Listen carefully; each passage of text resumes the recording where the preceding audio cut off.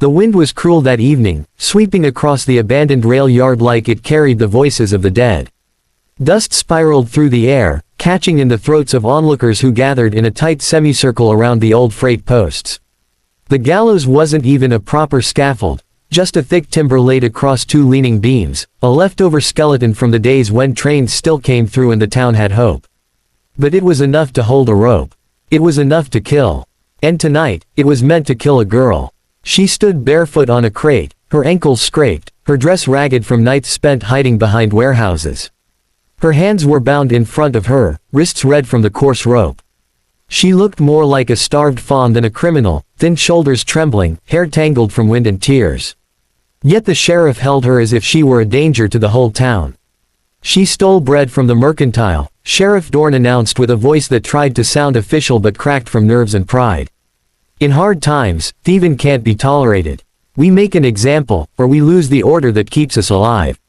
A few muttered in agreement, though their faces showed more exhaustion than conviction. Hunger had a way of turning people mean or silent. Mostly silent. The girl didn't speak. Maybe she couldn't. She had the hollow-eyed stare of someone who hadn't eaten in days, someone who'd stopped hoping even before being dragged here. She swayed slightly on the crate, the rope already brushing her neck like a cold finger. Sheriff Dorn looped the rope around her throat and tightened it just enough to make her wince. "Name's Lila," he said to the crowd. Caught her running with a loaf under her arm. One woman in the crowd whispered, "She looks half dead already." Another man shot her a sharp look.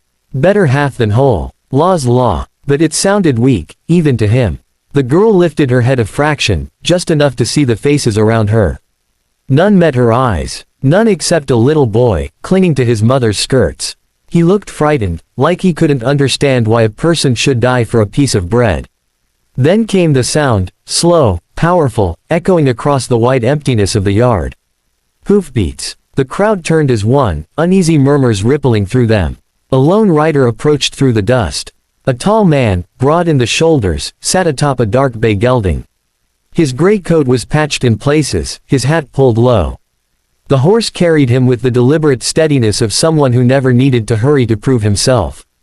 Elijah Ward, the widowed rancher. A man the town feared, respected, and pitied in equal measure. Since his wife had died last winter, he'd rarely left his ranch. Folks said grief had carved silence into him so deep that even thunder wouldn't shake it loose. He reined in near the gallows, his expression unreadable. His eyes, pale, steady, the color of a storm that never breaks, landed on the girl. Then on the rope. Then on the sheriff. "Dorn," Elijah said, his voice low, a voice that made men straighten without thinking. "Ward." The sheriff adjusted his hat, trying to regain his authority. "Town business. Don't concern you." Elijah's gaze didn't waver. "What did she take?" The sheriff huffed. "Bread. From Hastings, mercantile. That family works hard to keep the shelves stocked. Can't have thieves undercutting everyone's sacrifice." Elijah slid off his horse, boots landing solid in the dust. He stepped closer, eyes never leaving the sheriff. "You hanging her for being hungry?" "It's the law," Dorn snapped defensively. "No," Elijah said quietly, "it's fear. You're afraid if you don't make a show of her, others'll come for bread too." Dorn stiffened, face reddening. Elijah finally looked at Lila, really looked. She stood so still, so fragile, that a gust of wind might have toppled her. Her lips were cracked, her breath shallow. She watched him with a spark of something he hadn't seen in a long time, desperate hope. And something inside him, something that had been cold for months, twitched. Elijah stepped forward and reached for the knot. Gasps shot through the crowd like gunfire. "What are you?" the sheriff sputtered, hand flying to his holster. But Elijah didn't flinch. His fingers worked calmly, expertly, tugging at the knot that held life and death in balance. The rope loosened. Lila choked on a breath she hadn't expected to take. And the crowd froze, every eye shifting between the sheriff, the girl, and the widowed rancher who had just defied the law with the ease of a man unafraid of consequences. "Ward," Sheriff Dorn barked, voice jumping an octave higher than he intended. "Step away from that rope, now."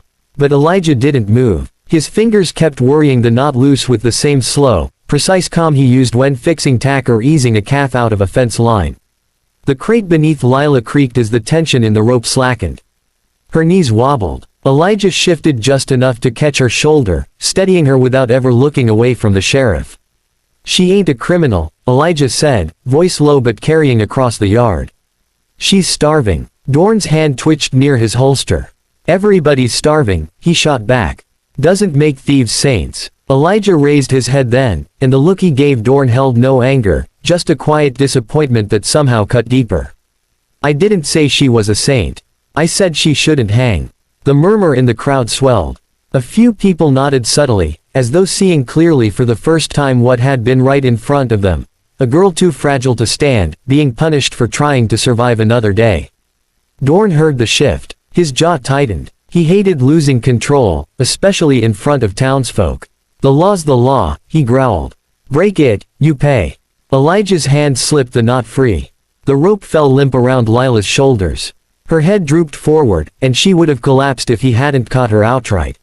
She weighed almost nothing in his arms, light as a burlap sack of dry straw. Her breath trembled against his shirt. "You done?" Elijah asked the sheriff, voice still soft, but with an edge beneath it, steel wrapped in velvet. "You don't get to decide that," Dorn snapped. "I'll arrest her again. And you, if I have to." Elijah shifted Lila slightly, supporting her with one arm while lifting his chin. "Then go on," he said. "Arrest me." A hush swept through the crowd so suddenly it felt like the wind itself paused. Dorn swallowed. Elijah Ward wasn't just some ranch hand. He was the man who owned half the cattle that kept the town fed, the man who could hire or fire half the hands in the county. He was the man who hadn't raised his voice since his wife's burial, and the fact he was standing here now meant the sheriff was skating close to a line best left untouched.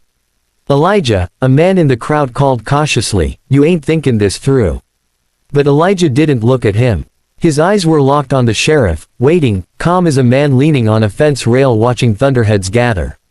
Dorn's hand twitched again near his holster, but he didn't draw. He wasn't foolish enough to pick a fight he couldn't win. Finally, the sheriff's shoulders sagged in a tiny, bitter surrender. "Fine," he muttered. "Take her then. But if she steals again, it's on you." Elijah didn't dignify that with an answer. He shifted Lila more securely in his arms and turned away from the gallows. The crowd parted like water around a stone. No one spoke. No one dared touch him or block his path. Even those who'd supported the hanging moments earlier now just looked embarrassed, as though they'd woken from a fever dream. Lila, barely conscious, opened her eyes a sliver. "Why?" she whispered, voice rasping like old paper. "Eat first," Elijah said gently, pulling something from his saddlebag. Bread. A small loaf wrapped in cloth, still warm from the hearth. He must have packed it that morning for the long ride into town. He tore a piece off and put it in her hand. Her fingers shook so hard she nearly dropped it. "Eat," he repeated. Her eyes filled with tears before she even tasted it. The first bite broke something inside her, something brittle that had been holding her together. A sob escaped her as she chewed, her body remembering hunger so fierce it bordered on pain. Elijah lifted her onto his horse with surprising gentleness. She sagged against him, the bread still clutched in her hand. With one arm around her and the reins in the other, he nudged the horse forward. The crowd watched in silence as the widowed rancher, who had spent months sealed in his grief, rode away with the frail girl he'd just saved from a rope. The rail yard grew smaller behind them until it disappeared entirely, swallowed by dust and distance. The sun dipped low, painting the land in streaks of golden shadow. Lila leaned back weakly, her head resting against his chest. "I didn't mean," she whispered. "I wasn't trying to take more than." "Hush," Elijah murmured. "You don't owe me an explanation." "Not today." Her hand tightened around the bread. For the first time in days, maybe longer, her heartbeat slowed. A fragile calm settled over her. And Elijah, for the first time since burying his wife, felt the weight on his chest shift just enough for air to move through again. Elijah's ranch rested quietly in a valley of rolling, golden grass, framed by mountains whose jagged silhouettes broke the horizon like the teeth of some ancient creature. When the horse clopped into the yard, the sun was spilling its last light across the fields, setting them aflame with amber and rust. Lila, half asleep, stirred weakly as the ranch came into view. Elijah dismounted first, then lifted her down with slow care, as though she were made of glass. She swayed, and he steadied her without a word. The ranch house stood solid and weather-worn, its porch sagging slightly at the edges, its windows warm with the glow of early lamplight. It looked lived in but lonely, like a place that remembered laughter but hadn't heard it in too long. Inside, the air smelled faintly of cedar, smoke, and the lingering echo of a life once shared. Elijah guided Lila to a chair by the hearth. She lowered herself into it hesitantly, as if unsure she deserved the softness. He knelt to build a fire, stacking logs with practiced hands. When the flames bloomed, casting soft light over her tired face, she looked at him with something beyond gratitude, something like disbelief. "You're safe here," Elijah said. "Eat what you can. Rest the rest." He set a bowl of broth in front of her, thin but warm, with bits of carrots and potato floating inside. Her hands trembled as she lifted the spoon. The first sip made her eyes fill with tears, though she blinked them back quickly. Food tasted different when you weren't afraid you'd die before your next meal. She took another spoonful, then another. Elijah watched, leaning quietly against the wooden table. He didn't speak. He didn't impose. He simply stayed close enough that she wouldn't feel alone. When the bowl was empty, she lowered her gaze. "Thank you," she whispered. Her voice was still raw, but her eyes had regained a small spark. I wasn't stealing for myself." Elijah didn't interrupt. "My brother," she said, fingers twisting in her lap. "He's 12, sick, fevered and shaking. We haven't had parents for months now.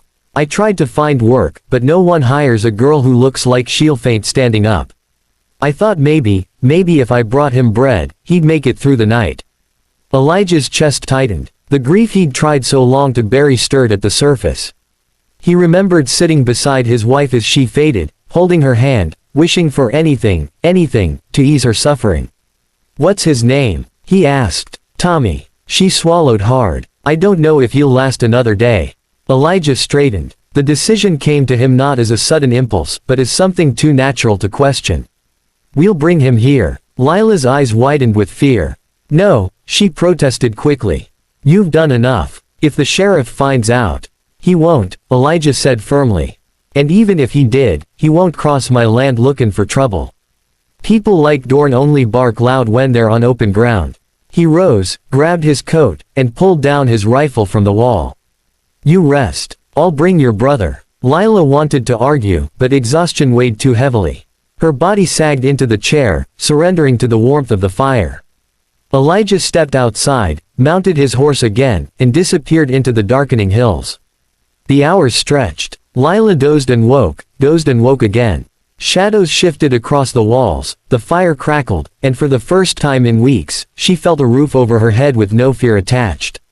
At last, long after night had fully claimed the valley, the hoofbeats returned. The door opened, and Elijah stepped in, carrying a thin, shivering boy wrapped in blankets. Lila gasped and stumbled toward them. "Tommy." The boy lifted his head weakly. His lips were pale, his skin feverish.